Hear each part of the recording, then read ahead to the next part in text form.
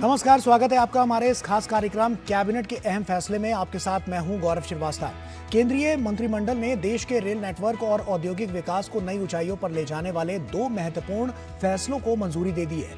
एक ओर लगभग 1264 करोड़ रुपए की लागत से कर्नाटक और आंध्र प्रदेश को जोड़ने वाली बल्लारी गुंडकल मल्टी ट्रैकिंग रेल परियोजना है, जो भारतीय रेलवे की क्षमता में बड़ा इजाफा करेगी। और इस परियोजना से माल ढुलाई तेज और सस्ती होगी, लाखों लोगों को बेहतर रेल कनेक्टिविटी मिलेगी और क्षेत्रीय आर्थिक विकास को नई गति मिलेगी। वहीं दूसरी ओर 3030 करोड़ रुपए की भव्य रसायन योजना के तहत देश में 3 अत्याधुनिक केमिकल पार्क स्थापित किए जाएंगे, जो भारत के केमिकल और पेट्रोकेमिकल क्षेत्र को वैश्विक प्रतिस्पर्धा के लिए तैयार करेंगे।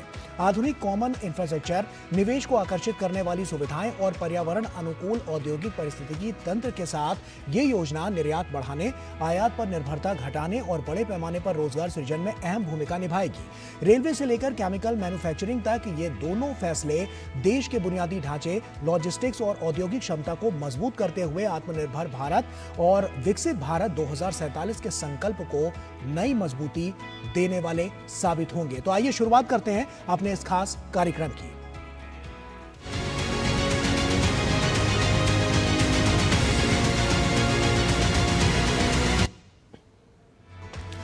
और आइए शुरुआत करते हैं और आइए अब आपको एक एक कर इन दोनों अहम फैसलों के बारे में बताते हैं। सबसे पहले बात करते हैं रेलवे की। दरअसल आपको बता दें कि यह फैसला सिर्फ रेल की नई लाइनें बिछाने का नहीं है, बल्कि दक्षिण भारत में विकास की कनेक्टिविटी पहुंचाने का है। केंद्रीय मंत्रिमंडल की आर्थिक मामलों की समिति ने प्रधानमंत्री नरेंद्र मोदी की अध्यक्षता में बेल्लारी गुंडकल रेल मल्टी ट्रैकिंग परियोजना को मंजूरी दी है, जिसके तहत कर्नाटक और आंध्र प्रदेश के 3 जिलों में तीसरी और चौथी रेल लाइन बिछाई जाएगी।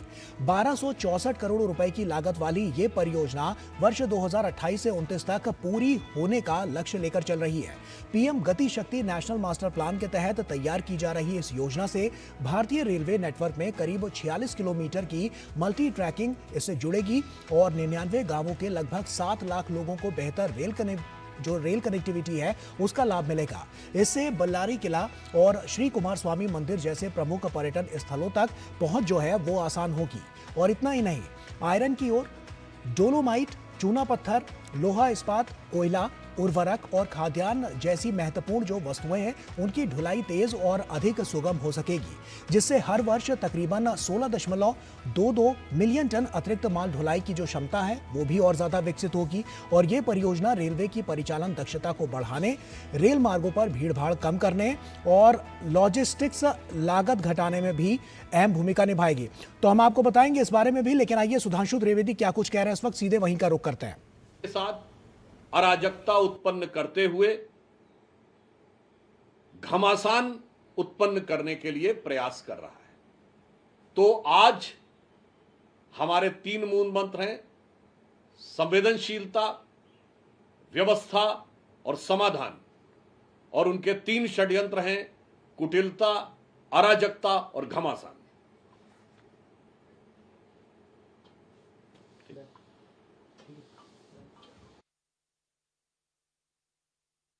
सुधांशु त्रिवेदी को आप सुन रहे थे और तमाम बड़ी और महत्वपूर्ण बातें वो कह रहे थे। आइए अब आगे बढ़ते हैं और कैबिनेट के जो अहम फैसले हैं वो हम आपको बताते हैं। रेलवे के बारे में हमने आपको जानकारी दे दी। इसके अलावा दूसरा जो अहम फैसला है उसकी अगर हम बात करें तो आपको विस्तार से इसके बारे में बताएं तो ये केमिकल क्षेत्र से जुड़ा हुआ है। दरअसल भारत को वैश्विक केमिकल मैन्युफैक्चरिंग हब बनाने की दिशा में केंद्र सरकार ने ये एक और बड़ा कदम उठाया है। केंद्रीय मंत्रिमंडल ने भारत औद्योगिक विकास योजना रसायन यानी कि भव्य रसायन योजना को मंजूरी दे दी है, जिसके तहत देश में 3 समर्पित केमिकल पार्क स्थापित किए जाएंगे।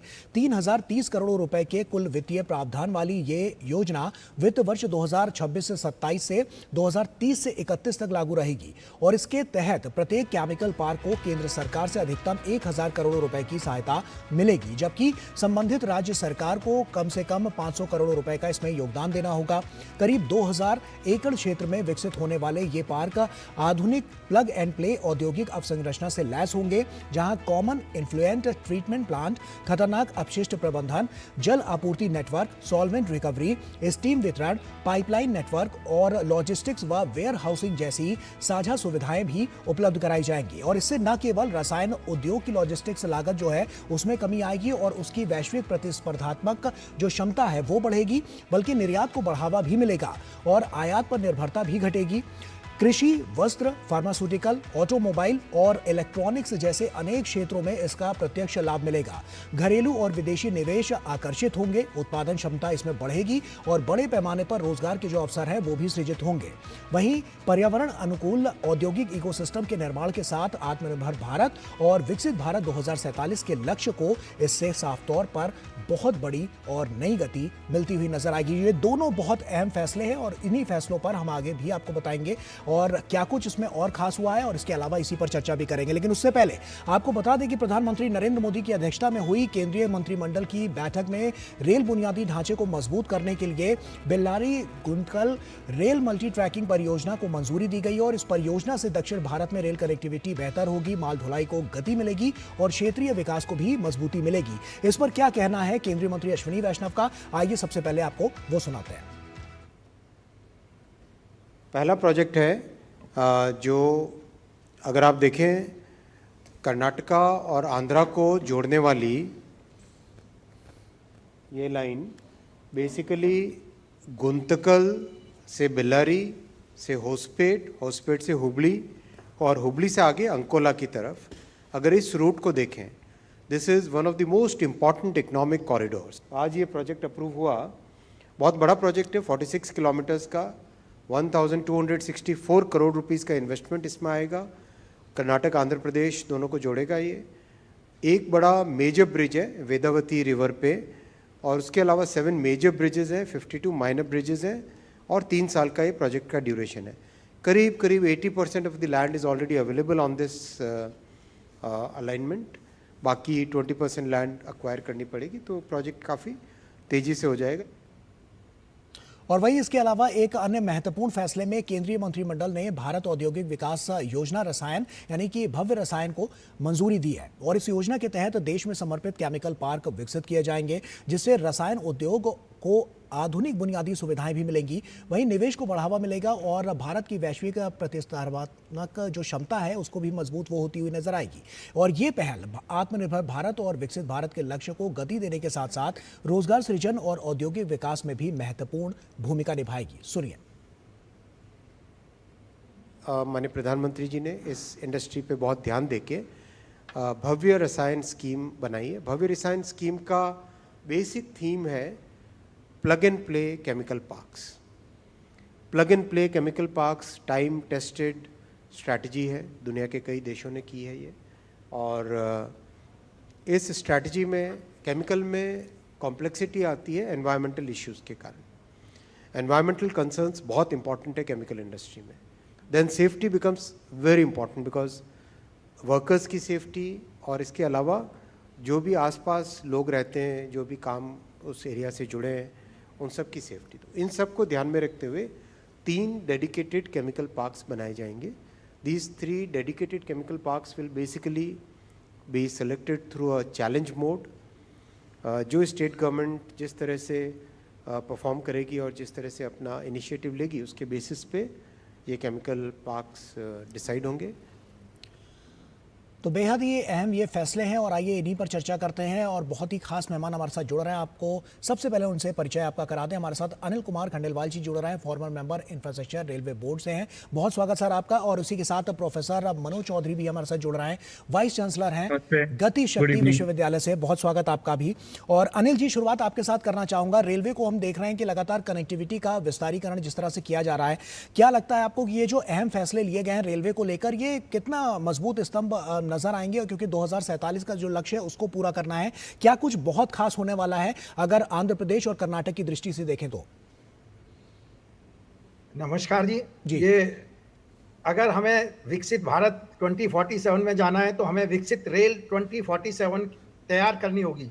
एंड विकसित रेल 2047 तैयार करने के लिए हमें अपना बुनियादी ढांचा मजबूत करना होगा, इंफ्रास्ट्रक्चर डेवलपमेंट में तेजी लानी होगी और उसी दिशा में सरकार काम कर रही है। बजट मर्ज होने से पहले आपने देखा होगा कि हमारी प्रगति इंफ्रास्ट्रक्चर डेवलपमेंट में, रेल का बुनियादी ढांचा फैलाने में इतनी तेज नहीं थी जितना कि अब हमारे पास काफ़ी पैसा आ रहा है और बजट में काफ़ी सैंक्शंस हो रहे हैं। उससे हमें इसको फैलाने में मजबूती मिलेगी और उसी के साथ हम इकोनॉमी की डेवलपमेंट, लॉजिस्टिक अरेंजमेंट्स, जो हमारी यातायात की कीमत है, कॉस्ट है, वो भी इससे कम होगी और हमें उस एरिया के डेवलपमेंट में सहायता मिलेगी। जैसे अभी यही लाइन देखें तो ये कम 99 गांव जो 7 लाख से ज़्यादा पॉपुलेशन वाले हैं उनको कनेक्ट करेगा और उनके लिए एडिशनल सुविधा प्रदान करेगा। इकोनॉमिक डेवलपमेंट उस एरिया का काफ़ी तेज़ी से होगा इस लाइन की कनेक्टिविटी से। अगर हम पूरे देश के हिसाब से देखें तो हमारे यहाँ 16% जो रेल नेटवर्क है उस पे 40-41% से ज़्यादा ट्रैफिक मूव होता है। अब उन सभी लाइनों को, जो गोल्डन क्वाड्रेंटल और डायगोनल्स हैं, उन सभी को हम 4 लाइन और 6 लाइन बना रहे हैं जिससे कि ट्रैफिक बहुत तेज़ी से वहाँ से पास हो सके और हम एंड टू एंड कनेक्टिविटी को मजबूत कर सके। जहाँ पर आयरन ओर पैदा होता है वहाँ से स्टील मैन्युफैक्चरिंग से लेके और कंज्यूमर तक कॉरिडोर अप्रोच में सभी प्लेसेस को ज्वाइन करने की प्लानिंग है। जी बिल्कुल, इससे हमारे इकोनॉमिक डेवलपमेंट को गति मिलेगी और हम दुनिया की तीसरी इकोनॉमिक पावर बनने की तरफ अग्रसर होंगे। तो विकसित भारत 47 बनाने के लिए विकसित रेल 47 जरूरी है। निश्चित तौर पर। प्रोफेसर मनोज चौधरी भी लगातार हमारे साथ जुड़े हुए हैं। मनोज जी, आप ही का रुख कर रहा हूं और सवाल ये है कि जैसे हम केमिकल के क्षेत्र में देख रहे हैं, बहुत तेज गति से अलग अलग तरीके के प्लांट यहां पर लगाए जाने की जो बात है वो निकलकर सामने आई है।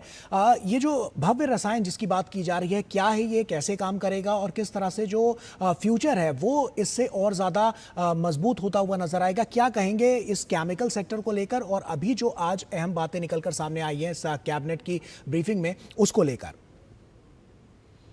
देखिए, केमिकल सेक्टर एक फाउंडेशनल इंडस्ट्री है।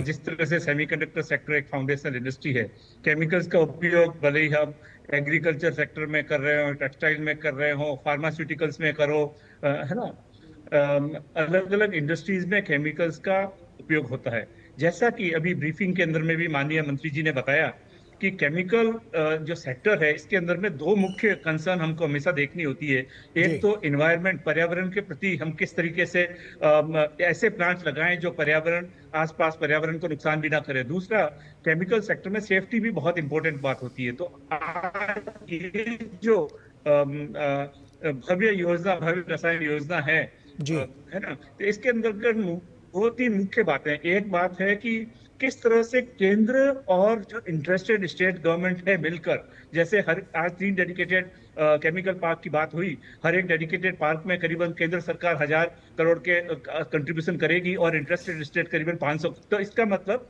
कोऑपरेटिव फेडरलिज्म जो सरकार केंद्र के बीच का, उसके लिए बढ़ा के ये चीज चैलेंज मोड के द्वारा स्थापित होगी। इसका मतलब जो राज्य अपने यहाँ ऐसी इकाइयां लगाना चाहते हैं वो तेजी से इस दिशा में आगे बढ़ पाएंगे। अब इसमें कई सारी चीजें होती है कि किस तरह से हम लोग जो है इसमें एफ्लुएंट को हम निकासी का करें, किस तरह से हम हजार्डस वेस्ट मैनेजमेंट की तरफ ध्यान दें, किस तरह से हम जो है इसके ट्रीटमेंट और स्टोरेज प्लांट लगाएं।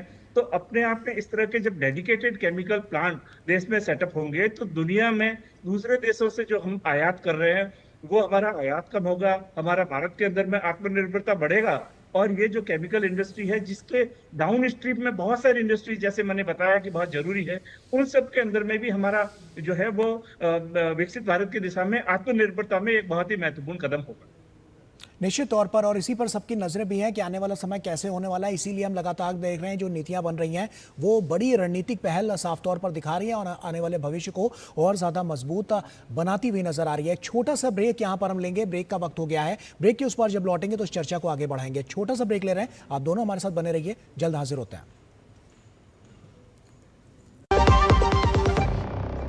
जरा सोच के देखिए, आपके पास कुछ ऐसा है जो आपकी दुनिया बदल सकता है। जानते हैं क्या? आपका अपना सोना। सोना क्या नहीं कर सकता? सोना आपको अपने सपनों का घर दिला सकता है, आपके बच्चों का भविष्य बना सकता है। सोना आपकी हर इच्छा पूरी कर सकता है। तो भारत की सबसे बड़ी gold loan NBFC Muthoot finance से गोल्ड लोन लीजिए और फिर देखिए सोना क्या नहीं कर सकता। मुथूट फाइनेंस, जहां विश्वास ही परंपरा है। कॉल कीजिए 1-800-313-1212। जब धरती चीर कर निकलता है लोहे का पत्थर और मिलता है मोंगिया के जोश से, फिर तपता है, पिघलता है और बनता है फौलाद। अब होता है सरिया सारी खूबियों के साथ। मोंगिया स्टील, मजबूत देश का मजबूत सरिया। ब्रेक के बाद एक बार फिर से आप सभी का स्वागत है। कैबिनेट के जो बड़े फैसले, अहम फैसले निकलकर सामने आए, उसी पर हम चर्चा कर रहे हैं। बहुत ही खास मेहमान हमारे साथ जुड़े हुए हैं। अनिल जी, आप ही का रुख कर रहा हूं। और ये जो हम देख रहे हैं कि मल्टी मॉडल जो कनेक्टिविटी की बात हो रही है, हम देख रहे हैं इसमें बहुत ज्यादा इजाफा मिलता हुआ नजर आ रहा है, बहुत तेज गति से काम होता हुआ नजर आ रहा है। क्या इंफ्रास्ट्रक्चर पूरा रखा जा रहा है जिससे साफ तौर पर जो कनेक्टिविटी है वो और ज्यादा स्ट्रांग होती हुई नजर आए, और इसके अलावा लोगों को सहूलियत मिले, उसके लिए किस तरह का रोड मैप आगे के लिए रखा गया है?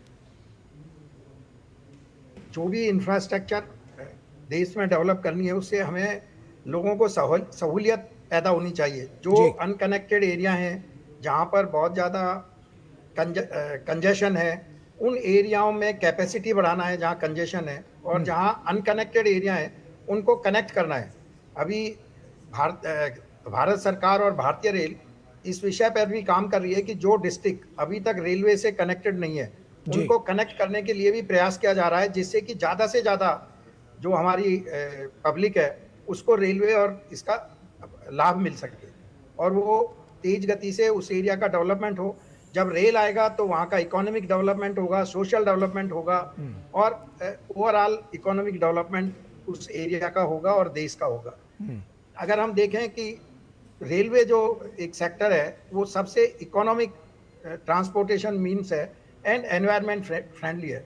कॉस्ट अगर रेलवे की देखें तो आधी से कम होती है रोड के मुकाबले, और एनवायरमेंटली CO2 एमिशन वो लगभग 89-90% से भी कम होता है रोड के मुकाबले। अगर रोड से देखें तो 101 ग्राम पर टन किलोमीटर मूवमेंट में कार्बन डाइऑक्साइड इमिशन होता है, जबकि रेलवे में केवल 11 ग्राम होता है। तो बहुत ज़्यादा अंतर है, और ये डेफिनेटली एनवायरनमेंट को इम्प्रूव करेगा, कनेक्टिविटी को बढ़ाएगा। Rail network expansion is very very essential for the country.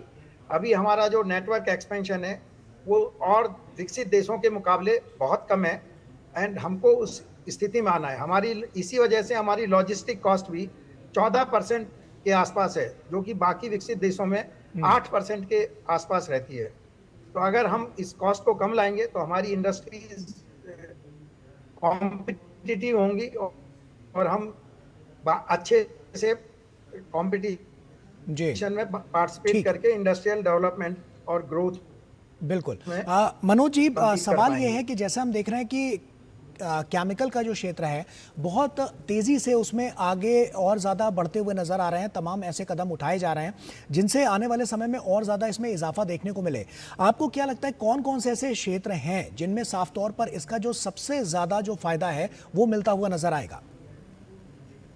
इससे पहले कि मैं केमिकल के क्षेत्र पे आपके सवाल पे आऊं, मैं मल्टीमोडल कनेक्टिविटी का एक बहुत ही एक महत्वपूर्ण जो बात कही थी उसको थोड़ा सा आगे बढ़ाना चाहूंगा। जी प्लीज। भारत के अंदर में, जैसा कि खंडेलवाल जी ने अभी बताया कि लॉजिस्टिक्स कॉस्ट पिछले कुछ सालों से 2021 में पीएम गति शक्ति नेशनल मास्टर प्लान लॉन्च हुआ, जिसके अंतर्गत हम इंफ्रास्ट्रक्चर प्रोजेक्ट्स की डेटा ड्रिवन तरीके से बेहतरीन प्लानिंग कर सकें। 2022 में नेशनल लॉजिस्टिक्स पॉलिसी बनी ताकि हम अपनी लॉजिस्टिक्स एफिशिएंसी को बढ़ा सके। इन दोनों महत्वपूर्ण जो चीजें करी गई, और इसके साथ में प्रोजेक्ट्स का बेहतरीन इम्प्लीमेंटेशन के लिए प्रगति योजना, proactive governance and timely implementation scheme, इनके थ्रू करते हुए हमारी लॉजिस्टिक्स कॉस्ट पिछले कुछ सालों में बहुत तेजी से कम होती हुई, जो करीबन 14% के आसपास थी, अभी सिंगल डिजिट में आने लगी है। आज की जो आप बेल्लारी की बात भी कर रहे थे, तो बेल्लारी अपने आप में एक खनिज वाला प्रदेश है, और ये भारतीय रेलवे का प्रयास भी है कि हम किस तरह से फ्रेट मूवमेंट के अंदर में अपने शेयर को ज्यादा से ज्यादा बढ़ाएं। तो आज जो रेल वाली बात की, ये भी अपने आप में बहुत इंपॉर्टेंट प्लानिंग के लिए है कि किस तरीके से गुंटकुल से बेल्लारी वाले एरिया को हम कनेक्ट कर रहे हैं। बेल्लारी से होसपेटे के लिए पहले से ही हम लोग कर चुके हैं। होसपेटे से हुबली के लिए नया DPR प्रिपरेशन हो रहा है। हुबली से अंकोला, जब ये पूरी को जोड़ेंगे और इन दिनों जो भी भारत के अंदर में प्रोजेक्ट हो रहे हैं इंफ्रास्ट्रक्चर, सारे इंटीग्रेटेड प्लानिंग के थ्रू आगे बढ़ रहे हैं। भले ही हम वाधवान पोर्ट की बात करें, मान लो, है ना, तो किस तरीके से port, dedicated freight corridor, air connectivity, highway, expressway जोड़ के हम बेहतरीन इंटीग्रेटेड प्लानिंग करें ताकि हमारा जो लॉजिस्टिक्स कॉस्ट कम हो। अब मैं रसायन क्षेत्र की, केमिकल की आपकी बात आता हूँ। केमिकल्स का सबसे ज्यादा उपयोग जो होता है वो फार्मास्यूटिकल्स में होता है, वो कंस्ट्रक्शन बिजनेस में होता है, वो टेक्सटाइल में होता है, वो इलेक्ट्रॉनिक्स में होता है। तो सारे क्षेत्रों के अंदर में केमिकल इंडस्ट्री एक फाउंडेशनल इंडस्ट्री है। इसलिए भारत के अंदर में ये जो भारत औद्योगिक विकास योजना भव्य जिसको हम कहते हैं, इसलिए किया गया कि भारत की इंडस्ट्रीज को भारत में बढ़ावा देने के लिए, हमारी आत्मनिर्भरता इन क्षेत्रों में बढ़ाने के लिए हम डेडिकेटेड इंडस्ट्रियल और केमिकल पार्क एस्टेब्लिश करें, जिसके अंदर में न सिर्फ एनवायरमेंट फ्रेंडली मेथड्स हो, बल्कि इनके अंदर में सप्लाई चेन और लॉजिस्टिक्स एफिशिएंसी, जो केमिकल्स हमारी कंस्ट्रक्शन के लिए जरूरत है, मान लो हम भारत के अंदर पैदा कर रहे हैं, तो नेचुरली हमारी लॉजिस्टिक्स एफिशिएंसी और कॉस्ट इंप्रूव होंगी। वेयर हाउसिंग सेक्टर इनके केमिकल्स के हम इस्टेब्लिश करें, तो जहां जहां हमें केमिकल्स की जरूरत है, भले फार्मास्यूटिकल इंडस्ट्री में हो, तो इस तरह से हमारी दवाओं की कीमतों पर भी हम लगाम लगा सकते हैं। तो इसके ये ऐसी एक इंडस्ट्री है जिसका कई क्षेत्रों के अंदर में डाउन स्ट्रीम एक कास्केडिंग इफेक्ट है, और ये अपने आप में एक बहुत ही महत्वपूर्ण इंडस्ट्री है जो हर एक भारतीय के इम्पैक्ट में, भले इलेक्ट्रॉनिक्स क्षेत्र हो, भले जैसा मैंने बताया टेक्सटाइल, हर चीज के अंदर में बहुत ही महत्वपूर्ण भूमिका निभाने वाली। बिल्कुल, निश्चित तौर पर। और ये जो भूमिकाएं हैं वो बहुत ज़्यादा सुनिश्चित करेंगी कि किस तरह से आने वाला जो समय है, जो रोड मैप रखा जा रहा है, उससे कितना फ़ायदा यहाँ पर मिलता हुआ नजर आएगा। आप दोनों हमारे साथ बने रहिए। एक छोटे से ब्रेक का यहाँ पर वक्त हो गया है। ब्रेक के उस पार जब लौटेंगे तो चर्चा को आगे बढ़ाएंगे। छोटा सा ब्रेक ले रहे हैं, जल्द हाजिर होता है। ओ हरि भैया, अरे वाह, खेतों में कौन सी फसल लगाए हो? 12 महीने कमा कर दे ऐसी फसल। क्या? मैंने नया व्यवसाय शुरू किया है। उसके लिए पैसे? इसमें किसी निवेश की जरूरत ही नहीं। अच्छा, मुखिया जी। अरे मुखिया जी, नमस्ते। अरे हरी, कब आ रहे हो? आप बस चलिए, मैं पहुंचता हूँ। अब मैं LIC एजेंट हूँ। LIC एजेंट बनो, अब बड़ा सोचो। हमारी वेबसाइट पर जाएं या अपनी नजदीकी LIC शाखा से संपर्क करें। मेरी पसंद, मेरी पसंद, मेरी पसंद, मेरी पसंद, हमारी पसंद, हम सबकी पसंद। मजबूत देश का मजबूत सरिया हो गया स्टील। ब्रेक के बाद एक बार फिर से आप सभी का स्वागत है। कैबिनेट के अहम फैसलों पर हम बात कर रहे हैं, क्या कुछ हुआ है और कैसे ये जो रोड मैप है वो जो मंजिल है वहां तक पहुंचाता हुआ नजर आएगा। आइए इसी पर चर्चा भी करते हैं और लगातार जो हमारे खास मेहमान हैं वो हमारे साथ जुड़े हुए हैं। अनिल जी, रुख आपका कर रहा हूं, कुछ आंकड़ों के साथ आपके पास आ रहा हूं। दरअसल जो कहा जा रहा है 1.25 करोड़ जो लीटर तेल की इसमें बचत होती हुई नजर आएगी। इसके अलावा तकरीबन 6.5 करोड़ से ज्यादा किलोग्राम का जो कार्बन उत्सर्जन है उसमें कमी आएगी। ऐसे में हम देखें तो जो लॉजिस्टिक्स की अभी लागत जो नजर आती है वो आंकड़ों में अभी क्या कहती है और भविष्य में कितनी कमी इसमें आती हुई नजर आएगी? अनिल जी। हाँ जी, ये जैसा मैंने अभी आप सभी को बताया, हमें जो कार्बन डाइऑक्साइड उत्सर्जन है वो रोड सेक्टर से रेल सेक्टर में 89% से भी कम होता है, यानी कि 11 gram carbon dioxide for movement of 1 ton kilometre और ट्रैफिक। रेलवे से होता है तो रोड से 101 ग्राम होता है जी। तो बहुत ज़्यादा अंतर है। अगर हम रेल नेटवर्क का विस्तार करेंगे तो डेफिनेटली कार्बन डाइऑक्साइड हमारा जो एमिशन होता है उसमें कमी आएगी। अभी इसी डायरेक्शन में रेलवे ने हाइड्रोजन ट्रेन भी अभी रिसेंटली चलाया, आपने देखा होगा, सुना, आपके यहाँ भी से भी खबर आई थी जी। तो ये सब उस दिशा में रेलवे का काम हो रहा है। रेलवे ऑलरेडी 99.6% इलेक्ट्रिफिकेशन कर चुका है, जो दुनिया का हाईएस्ट परसेंटेज इलेक्ट्रिफिकेशन है एक्सेप्ट स्विट्जरलैंड। स्विट्जरलैंड में केवल 5000 किलोमीटर ट्रैक है, तो इसलिए नंबर 1 पे स्विट्जरलैंड है, 100% इलेक्ट्रिफिकेशन है। इंडिया में 99.6%। तो ये सब ग्रीन एनवायरनमेंट की तरफ जाने का, नेट जीरो एमिशन की तरफ जाने का रेलवे का प्रयास है। बिल्कुल, जो हमारी प्लानिंग है 2030 तक नेट जीरो कार्बन डाइऑक्साइड, बिल्कुल उसको नेट जीरो करने का जो लक्ष्य है वो लगातार देखने को मिल रहा है और सरकार उस दिशा में बहुत तेज गति से काम कर रही है। मनोज जी, रुख आपका करूंगा और आपसे फाइनल कमेंट क्या कहेंगे, क्योंकि इंटरकनेक्टेड जो पाइपलाइन है उसका बहुत बड़ा नेटवर्क बनता हुआ नजर आएगा। चाहूंगा संक्षेप में जवाब दे, समय हमारे पास बहुत सीमित है जी। इंटीग्रेटेड नेटवर्क पूरे इंफ्रास्ट्रक्चर सेक्टर के अंदर में है। जैसे पेट्रोलियम और नेचुरल गैस वाली मिनिस्ट्री जो अभी इंटरकनेक्टेड पाइपलाइन बिछा रही है। अभी थोड़े दिन पहले हम देखा कि 55 रिफाइनरी जो भारत के अंदर में रिफाइनरी सेटअप हुई, उसके अंदर भी किस तरह से मुंद्रा पोर्ट से वहां तक जो पाइपलाइन बिछाई गई है, जो एक इंटीग्रेटेड रिफाइनरी कम पेट्रोकेमिकल कॉम्प्लेक्स है। तो इस समय भारत में जितने भी इंफ्रास्ट्रक्चर सेक्टर बना रहे हैं वो सिंगल यूज के लिए नहीं है, एक तरह से multipurpose whole of the government और whole of the sector approach के साथ में है। आंकड़ों की आपने बात की, तो अगर हम ट्रांसपोर्ट कॉस्ट की भी बात करें तो प्रति टन प्रति किलोमीटर, अभी थोड़े ही दिन पहले की रिपोर्ट है national council of applied economy की, कि रेलवे में प्रति टन प्रति किलोमीटर ₹1.96 लगता है, जबकि रोड में ₹3.78। इसका मतलब साफ साफ बात है, ज्यादा से ज्यादा माल ढुलाई अगर हम रेलवे से कर पाएंगे तो हमारी लॉजिस्टिक्स कॉस्ट निश्चित रूप से बहुत तेजी से कम होगी। बिल्कुल, और ये कॉस्ट अगर कम होगी तो इससे जो और ज्यादा बेनिफिशियल जो इसके रिजल्ट्स हैं वो निकलते हुए नजर आएंगे, और साफ तौर पर इसी दिशा में सरकार तेज गति से काम करती हुई नजर आ रही है। तभी हम कह सकते हैं कि आने वाला जो कल है वो और सुनहरा होता हुआ नजर आ रहा है। समय हमारे पास बहुत सीमित है। बहुत बहुत शुक्रिया आप दोनों मेहमानों का हमसे जुड़ने के लिए और तमाम बातचीत हमसे यहाँ पर करने के लिए, और दर्शकों तक तमाम जानकारियां इस अहम फैसले से जुड़ी हुई पहुंचाने के लिए। और इसी के साथ अभी के लिए इतना ही। पूरी टीम को दीजिए इजाजत। आप बने रहिए डीडी न्यूज के साथ। नमस्कार।